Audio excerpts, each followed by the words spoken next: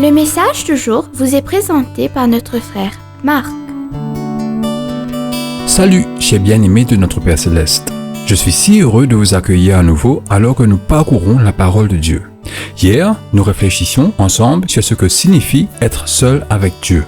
Aujourd'hui, nous écouterons la voix et le commandement de Jésus alors qu'il a dit « Restez ici pendant que je m'éloignerai pour prier ». Voyez ça dans Matthieu chapitre 26, verset 36.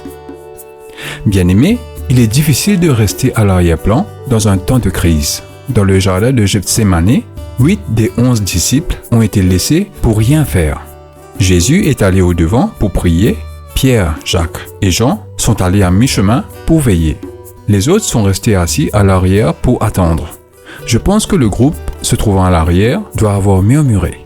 Ils étaient dans le jardin et c'était tout. Ils n'avaient aucune part à la culture de ces fleurs. C'était un temps de crise, un temps de tempête, de stress. Pourtant, il n'y avait rien à faire pour eux. Bien-aimés, vous et moi avons souvent ressenti cette expérience, cette déception. Il s'est présenté peut-être une grande opportunité pour le service au sein de la communauté chrétienne. Certains sont envoyés au devant, certains sont envoyés au milieu, mais nous sommes faits pour nous allonger à l'arrière. Peut-être que la maladie est venue, peut-être que la pauvreté est arrivée, peut-être que la culpabilité, un sentiment de forte condamnation est venu. Dans tous les cas, nous sommes entravés, obstrués et nous nous sentons dénigrés, énervés. Nous ne voyons pas pourquoi nous sommes exclus d'une partie de la vie chrétienne.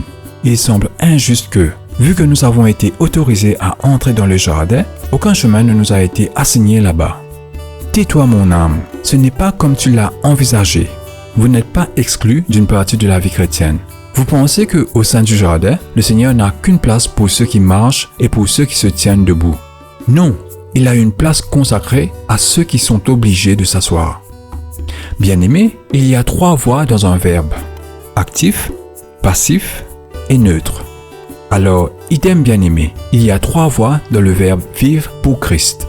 Il y a les âmes actives, observatrices, qui partent au devant et luttent jusqu'à le lever du jour. Il y a les passifs, les âmes observatrices, qui se tiennent au milieu et rapportent aux autres les progrès du combat. Mais il y a aussi les âmes neutres, ceux qui ne peuvent ni combattre ni être spectateurs du combat, mais doivent simplement se coucher. Bien-aimés, lorsque cette expérience nous vient, souvenez-vous que vous n'êtes pas court-circuité, mis de côté. Je vous en prie très cher.